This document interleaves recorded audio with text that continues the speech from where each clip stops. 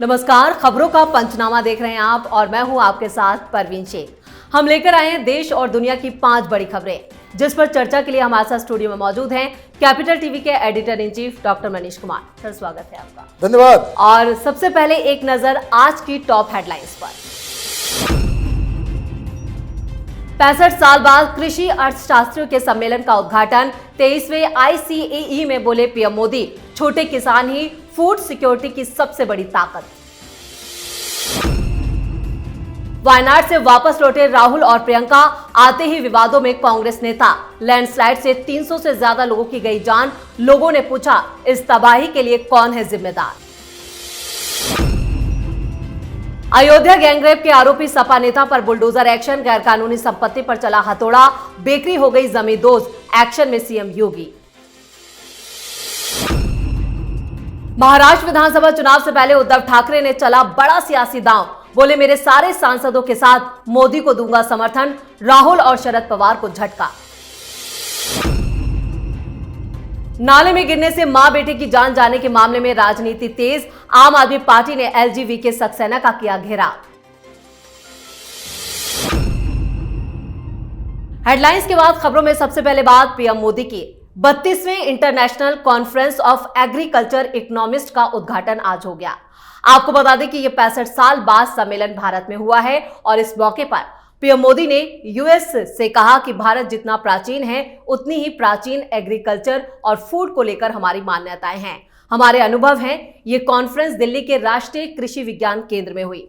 PM ने कहा, agriculture हमारे इकोनॉमिक पॉलिसी का केंद्र है। हमारे यहाँ करीब 90% परिवार ऐसे हैं जिनके पास बहुत कम जमीन है। ये छोटे ही किसान भारत की फूड सिक्योरिटी की सबसे बड़ी ताकत है। यही हालात एशिया के कई विकासशील देशों में है, इसलिए भारत का मॉडल कई देशों में काम आ सकता है। तो भारत के लिए कितनी बड़ी उपलब्धि आज। देखिए, प्रधानमंत्री मोदी किसी भी सब्जेक्ट पे बोलते हैं तो हिंदुस्तान की क्या खूबियां हैं उसको बड़े अच्छे तरीके से निखार के दुनिया के सामने रखते हैं। He has been a great ambassador of Indianness. जो हिंदुस्तान जिस चीज के लिए पूरी दुनिया में जाना जाना चाहिए था, जिसे हमने अब तक प्रमोट नहीं किया, प्रधानमंत्री मोदी एक भी मौका नहीं छोड़ते हैं। हम लोग अपनी किताबों में पढ़ते थे बचपन में कि हिंदुस्तान की कृषि के बैकवर्ड होने का सबसे बड़ा कारण क्या है? स्मॉल लैंड होल्डिंग, कि छोटे छोटे लैंड होल्डिंग्स हैं, बड़े किसान यहाँ पे नहीं है, इसलिए बड़े स्केल पे काम नहीं हो जाता। प्रधानमंत्री मोदी ने इसको अपसाइड डाउन यही कहा कि हिंदुस्तान में भुखमरी अब नहीं होती है। इसका कारण यही है कि छोटे मंझले किसान जो हैं, जिनके पास बहुत कम ज़मीनें हैं, वही हमारी ढाल है, वही हमारी ताकत है। अमेरिका हो, यूरोप हो, वहाँ पे जो किसानी होती है, जो खेती होती है, वो 100 एकड़ 500 एकड़ एक खेत में एक ही चीज़ उपज रहा है और वो मार्केट से जुड़ा हुआ है। तो बहुत सारे लोग कहते हैं कि भाई हिंदुस्तान में भी ऐसा होना चाहिए, लेकिन प्रधानमंत्री तो प्रधानमंत्री हैं। भारत की हर चीज़ में वो खूबियाँ निकालते हैं और दुनिया के सामने भारत के मॉडल को प्रचार प्रसार करते हैं। तो एक अच्छा दिन हिंदुस्तान में किसान को लेकर के, कृषि को लेकर के ऑलरेडी बहुत सारा डिबेट चल रहा है।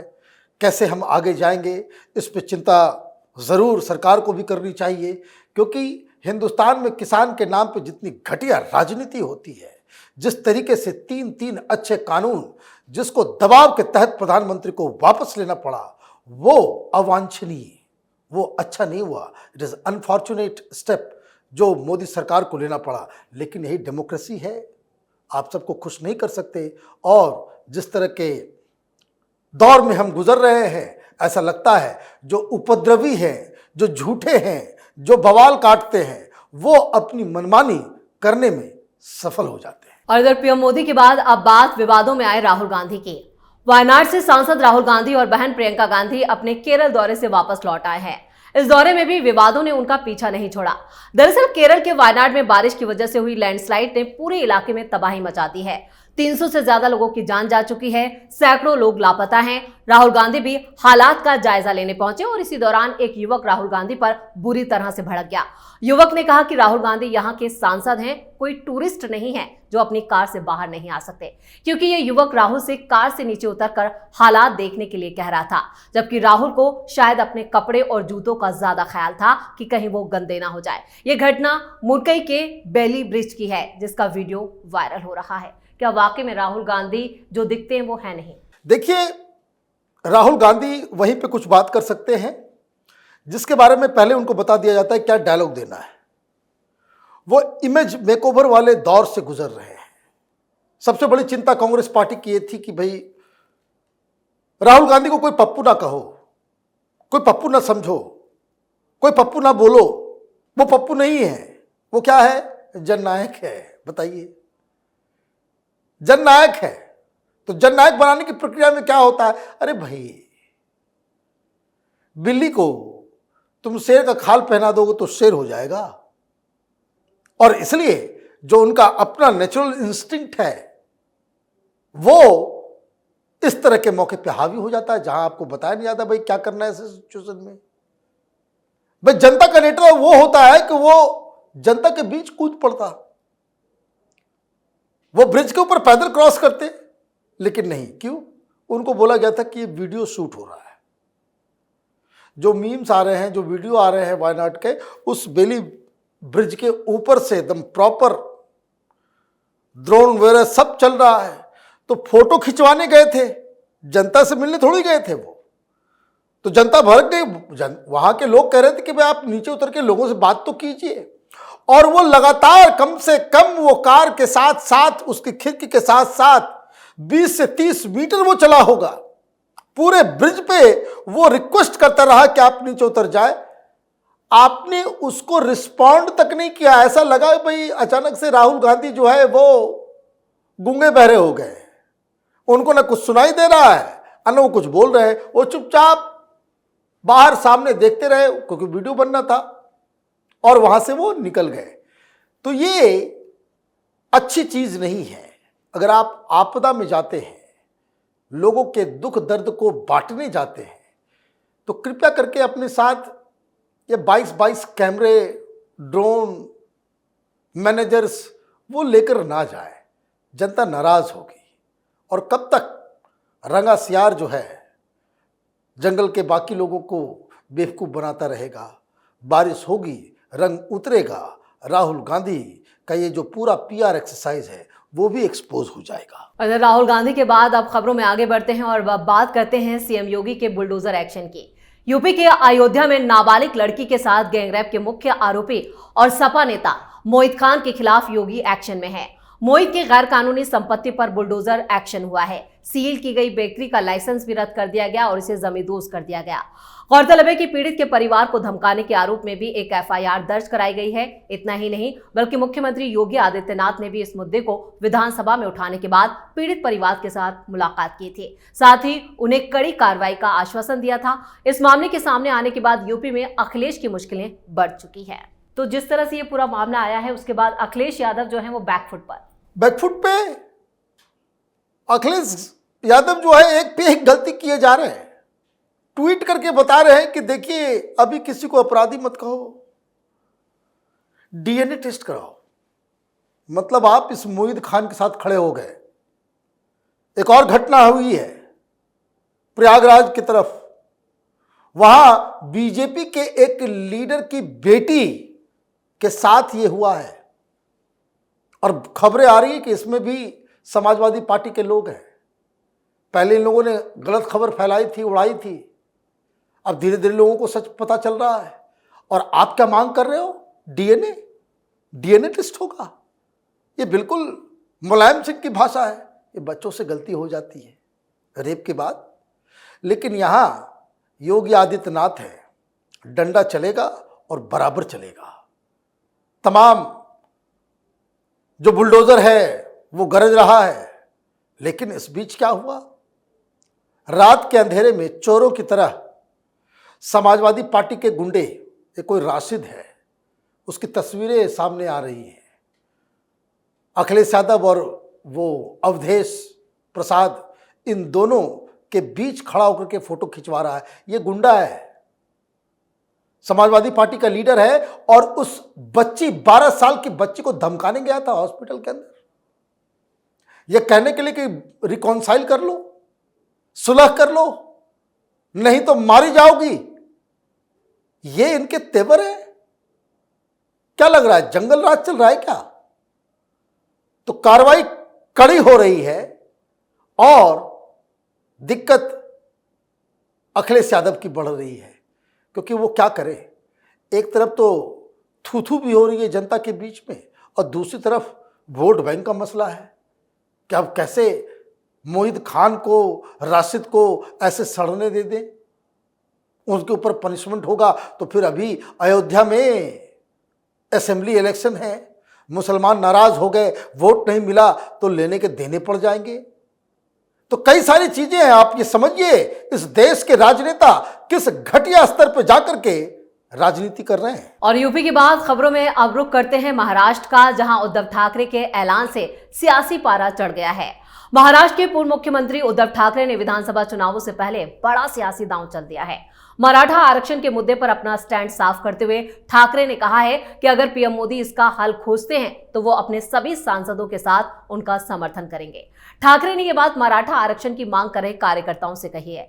उद्धव के पीएम मोदी को समर्थन देने के ऐलान से शरद पवार और राहुल गांधी की टेंशन बढ़ चुकी है। वहीं आज पवार ने मराठा आरक्षण पर सीएम शिंदे से भी मुलाकात की है। महाराष्ट्र में जिस तरह का सियासी घमासान हुआ है, उससे सबसे ज्यादा दिक्कत में फिलहाल शरद पवार और राहुल गांधी। देखिए, उद्धव ठाकरे 2.5 साल मुख्यमंत्री थे। मराठा आरक्षण के ऊपर आपने कोई रास्ता क्यों नहीं निकाला? क्यों नहीं निकाला? और ये कांग्रेसी बी टीम जो आरक्षण के नाम पे जगह जगह जा करके ये आंदोलन कर रहे हैं और सारा काम कर रहे हैं, ये क्या चल रहा है भाई? आपको अपने 2.5 साल के काम पे विश्वास नहीं है। ऐसे तो आप कहते हो कि भाई बहुत अच्छा हमने मुख्यमंत्री बन के बहुत अच्छा काम किया, तो जो आपने काम किया उसके नाम पे वोट मांगिए, उस पे आप वोट नहीं मांगेंगे। क्यों? क्योंकि कॉन्फिडेंस नहीं है। जब तक जाति की गंदगी नहीं फैलाएंगे, है, जब तक जात में लोगों को बांटेंगे नहीं, लोगों के बीच घृणा नहीं फैलाएंगे, जो समाज के फॉल्ट लाइंस है उसको एक्सपोज जब तक नहीं करेंगे, तब तक आपकी राजनीति चमकेगी ही नहीं। और दोधारी तलवार चला रहे हो आप। उद्धव ठाकरे दोनों ने दोधारी तलवार चलाया है। वो एक सिग्नल भी दे रहे हैं कि हम अभी भी मोदी के साथ जा सकते हैं। सिग्नल किसको है? राहुल गांधी और शरद पवार को, कि मेरा नाम मुख्यमंत्री के लिए बनाओ, मुख्यमंत्री के नाम की घोषणा करो। घोषणा नहीं करोगे तो हम इधर उधर भी जा सकते हैं, बहाना कुछ भी हो सकता है। मराठा राजनीति के लिए थोड़ी आप राजनीति कर रहे हो। राजनीति तो आप कर रहे हो कि कैसे सत्ता में काबिज हो जाए, मुख्यमंत्री बन जाए, यही तो ध्येय है। मराठा आरक्षण तो ध्येय नहीं है, लेकिन आप अलग अलग मुद्दा उठाते हो। जैसे सरकार इन लोगों की बनी, वो भानुमति का कुनबा, कांग्रेस, एनसीपी और शिवसेना चुनाव लड़े आप बीजेपी के साथ, और गठबंधन कर ली उन लोगों के साथ जिसके खिलाफ लड़े थे। क्या कहा था जिसमें सरकार बनी थी? कि हम किसानों को और किसानों की जो आत्महत्या हो रही है उसको रोकने के लिए ये गठबंधन बना रहे हैं। कितने किसानों को मदद किया आपने? क्या मदद की? तो उस समय भी वो बात झूठ थी, भाई सत्ता पाना था इसलिए कोई बहाना चाहिए। ये आप पलटी मारेंगे, उसके लिए उद्धव ठाकरे बहाना ढूंढ रहे हैं। तो एक तो बहाना इधर ढूंढा जा रहा है, मैसेज शरद पवार और राहुल गांधी को दिया जा रहा है कि हमको बना डालो मुख्यमंत्री चुनाव से पहले ही, नहीं तो मामला बनेगा नहीं। और खबरों में आगे बढ़ते हैं। इधर दिल्ली के मयूर विहार में खुले डीडीए नाले में गिरने से मां और बच्चे की जान चली गई, जिसको लेकर दिल्ली हाईकोर्ट में एक जनहित याचिका भी दायर की गई है। हाईकोर्ट इस याचिका पर 5 अगस्त को सुनवाई करेगा। आपको बता दें कि जल भराव के कारण 31 जुलाई को नाले में गिरने से मां और बेटी की जान चली गई। अब इस मामले पर आम आदमी पार्टी एलजी के घर का घेराव कर रहे हैं। बीजेपी और उपराज्यपाल पर चुप्पी साधने का आरोप लगाया जा रहा है। आम आदमी पार्टी का कहना है कि पीड़ित परिवार को कोई भी मुआवजा तक नहीं दिया गया। साथ ही इनकी मांग है कि इस मामले में आरोपियों पर कार्रवाई हो और उपराज्यपाल इस्तीफा दें। यानी कि यहाँ पर आ बैल मुझे मार, खुद की दिल्ली या खुद के जो घोटाले हैं उनको छुपाने के लिए अब एलजी के सर पर ये ठीकरा फोड़ा जा रहा है। देखिए, आम आदमी पार्टी जो है बहुत ही बेशर्म किस्म के लोग हैं। आई एम सॉरी टू से दिस। मौत के ऊपर आपकी राजनीति करने की बहुत पुरानी आदत है। मामला कोर्ट में गया है, डीडी की तरफ से आ गया है एक्सप्लेनेशन। भाई सरकार में किस लिए हो? भाई अगर आपसे दिल्ली नहीं संभल रही है, इस्तीफा दीजिए, जाइए। हर चीज में बहानेबाजी, हर चीज में राजनीति। ये पूरा का पूरा जत्था जो है ये कामचोर लोगों का है। कोई काम धाम नहीं है। अभी 14 बच्चियों की मौत हो गई पिछले 20 दिन में। उसके बारे में कुछ बोलो नहीं।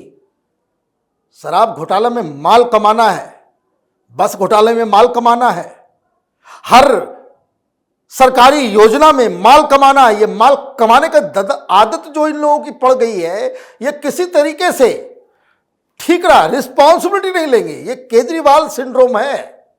मुख्यमंत्री बना रहूंगा लेकिन कोई विभाग का इंचार्ज नहीं रहूंगा। मुख्यमंत्री रहूंगा, किसी फाइल पे साइन नहीं करूंगा। आप ये समझिए, ये कि they want to enjoy power without any responsibility. 100 metre का खरंजा रोड बनेगा, अखबार में ऐड दे देगा ये केजरीवाल। लेकिन जो अव्यवस्था है उसके बारे में पूछो तो कोई कुछ नहीं बोलेगा। अभी ये सब क्या धंधे में लगे हुए हैं, अभी धरना प्रदर्शन कर रहे हैं। और इन बेवकूफों को यह भी नहीं मालूम है कि एक नई विपत्ति आ रही है।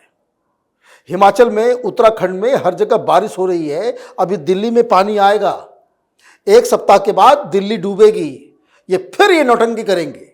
अभी तक तो कुछ किया नहीं, और जब ये बारिश हो, बाढ़ आने के बाद फिर ये बोलेंगे भाई इसमें हमने क्या किया।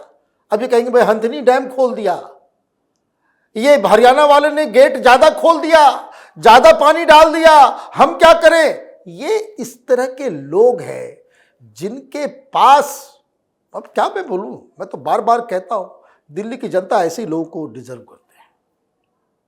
सीरियसली, मैं दिल्ली में ही रहता हूं। कारण क्या है, चाणक्य ने बहुत पहले कह दिया कि जहां की जनता लालची होगी, लोभी होगी, वहां शातिर दिमाग लोग जो है वहां का रूल करेगा। तो ये तो होना ही है। आपको फ्री में चाहिए बस राइड, आपको फ्री में चाहिए बिजली, आपको फ्री में चाहिए, कीजिए फ्री और मरते रहिए इसी तरीके से। कोई गड्ढे में गिरेगा, कोई हॉस्पिटल में मरेगा, कोई शेल्टर होम में मरेगा, कोई ट्यूशन कोचिंग क्लास में मरेगा, कोई बस से चिपेगा, यही होगा। आई एम सॉरी टू से दिस। क्यों? क्योंकि ये लोग जो सरकार चला रहे हैं, इनको they have no respect for the accountability और the responsibility the people of Delhi have posed in them. इनको तो इस चीज का भनक नहीं है। इनको लग रहा है कि भाई हमने, जो हम मंत्री बने हैं वो हम अपनी बदौलत बने। ये इस माइंडसेट से काम कर रहे हैं।